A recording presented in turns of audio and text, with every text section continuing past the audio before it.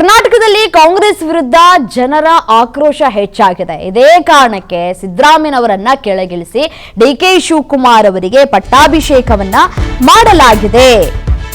ಇದು ಸ್ವಯಂ ಪ್ರೇರಿತವಲ್ಲ, ಜನಾಕ್ರೋಶಕ್ಕೆ ಮಡಿದಂತಹ ಶರಣಾಗತಿ ಅಂತ ಹೇಳ್ತಾ ಇದ್ದಾರೆ. ಇದೇ ಕಾರಣಕ್ಕೆ ಸಿದ್ದುವನ್ನ ಕೆಳಗಿಳಿಸಲಾಗಿದೆ. ರಾಜ್ಯ ಸರ್ಕಾರವನ್ನ ಲೇವಡಿ ಮಾಡ್ತಾ ಇದ್ದಾರೆ ಪ್ರಧಾನಿ ನರೇಂದ್ರ ಮೋದಿ ಅವರು. ಗುಜರಾತ್ನಲ್ಲಿ ಸೂರತ್ನಲ್ಲಿ ನಡೆದಂತಹ ಕಾರ್ಯಕ್ರಮದಲ್ಲಿ ಈ ಒಂದು ವಿಚಾರವನ್ನ ಅವರು ಪ್ರಸ್ತಾಪ ಮಾಡಿದ್ದಾರೆ. ಕರ್ನಾಟಕದ ಜನರಿಗೆ ಕಾಂಗ್ರೆಸ್ ಮೇಲೆ ಬಹಳ ತೀವ್ರ ಅಸಮಾಧಾನ ಇದೆ. ಜನಾಕ್ರೋಶ ವ್ಯಕ್ತವಾದ ಹಿನ್ನೆಲೆಯಲ್ಲಿ ಸಿಎಂ ಬದಲಾವಣೆ ಮಾಡಲಾಗಿದೆ ಅಂತ ಹೇಳ್ತಾ ಇದ್ದಾರೆ.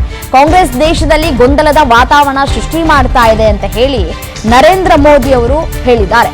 ಕಾಂಗ್ರೆಸ್ ಆಡಳಿತ ಇರುವಂತಹ ರಾಜ್ಯಗಳಲ್ಲಿ ಜನರಿಗೆ ಅಸಮಾಧಾನ ಹೆಚ್ಚಾಗಿದೆ. ಭಾರತ ಆಶಾವಾದಿಗಳಿಂದ ತುಂಬಿರುವಂತಹ ನಾಗರಿಕ ದೇಶವಾಗಿದೆ ಅಂತ ಹೇಳಿದ್ದಾರೆ.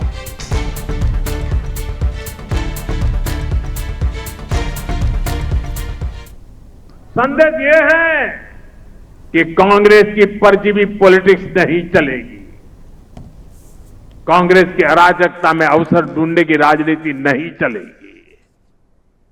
कर्नाटका की जनता में भी कांग्रेस सरकार को लेकर के बहुत आक्रोश है और यही कारण है कि कर्नाटका में भी कांग्रेस को सीएम बदलना पड़ रहा है।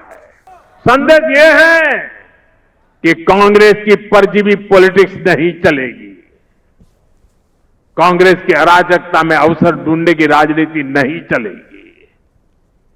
कर्नाटका की जनता में भी कांग्रेस सरकार को लेकर के बहुत आक्रोश है और यही कारण है कि कर्नाटका में भी कांग्रेस को सीएम बदलना पड़ रहा है।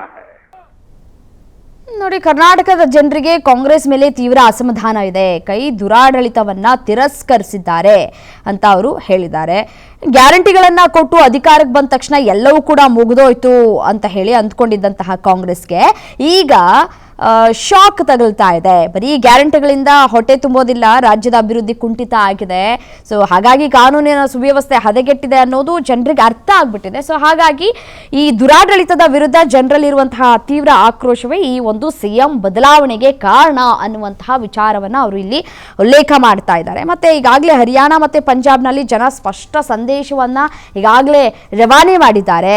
ಯಾರಿಗೆ ಈ ಒಂದು ವಿಚಾರ ನೆನಪಿಲ್ಲ ಹೇಳಿ ಅನ್ನುವಂತಹ ವಿಚಾರವನ್ನ ಅವರು ಕೂಡ ಇಲ್ಲಿ ಉಲ್ಲೇಖ ಮಾಡ್ತಾ ಇದ್ದಾರೆ. ಹರಿಯಾಣದಲ್ಲಿ ಕಾಂಗ್ರೆಸ್ ಇನ್ನೇನು ನಾವು ಗೆದ್ದೇ ಬಿಟ್ವಿ ಅಂತ ಹೇಳಿ ಯಾವ ರೀತಿಯಾಗಿ ಬೀಗ್ತಾ ಇತ್ತು ಅನ್ನೋದನ್ನ ನಾವು ನೀವು ಎಲ್ಲರೂ ಕೂಡ ನೋಡಿದ್ದೀವಿ. ಪಂಜಾಬ್ನಲ್ಲಿ ಆಂತರಿಕ ಕಚ್ಚಾಟದಿಂದ ಕ್ಯಾಪ್ಟನ್ ಅಮರಿಂದರ್ ಸಿಂಗ್ ಅವರನ್ನ ಬದಲಾಯಿಸಿ ಚೆನ್ನಿ ಅವರನ್ನ ತೆಗೆದುಕೊಂಡು ಬಂದ್ರು. ಕೊನೆಗೇನಾಯ್ತು, ಕಾಂಗ್ರೆಸ್ ಉರುಳು ಬೀಳೋದಕ್ಕೆ ಒಂದು ಅವಕಾಶವನ್ನ ಕೊಟ್ಟಂತಾಯ್ತು. ಸೊ ಮೋದಿ ಅವರು ಕರ್ನಾಟಕದ ಕಾಂಗ್ರೆಸ್ ನಾಯಕರಿಗೆ ಹಳೆಯ ಇತಿಹಾಸವನ್ನ ನೆನಪಿಸುವಂತಹ ಕೆಲಸವನ್ನ ಮಾಡ್ತಾ ಇದ್ದಾರೆ.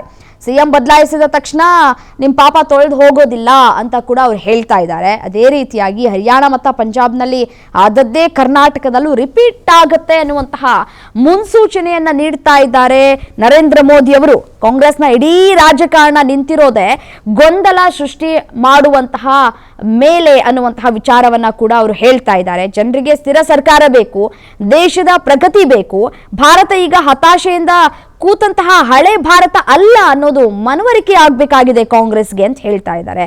ಸೂರತ್ನ ವೇದಿಕೆಯಿಂದ ಪ್ರಧಾನಿ ಮೋದಿ ಅವರು ಕರ್ನಾಟಕದ ಜನರಿಗೆ ಮತ್ತು ದೇಶಕ್ಕೆ ಒಂದು ರವಾನೆಯನ್ನ ಮಾಡ್ತಾ ಇದ್ದಾರೆ, ಸ್ಪಷ್ಟವಾದಂತಹ ರವಾನೆಯನ್ನ. ಕರ್ನಾಟಕದಲ್ಲಿ ಸಿಎಂ ಬದಲಾವಣೆ ಅನ್ನೋದು ಕಾಂಗ್ರೆಸ್ನ ಸಾಧನೆ ಅಂತೂ ಅಲ್ವೇ ಅಲ್ಲ ಅನ್ನೋದು ಹೇಳ್ತಾ ಇದ್ದಾರೆ.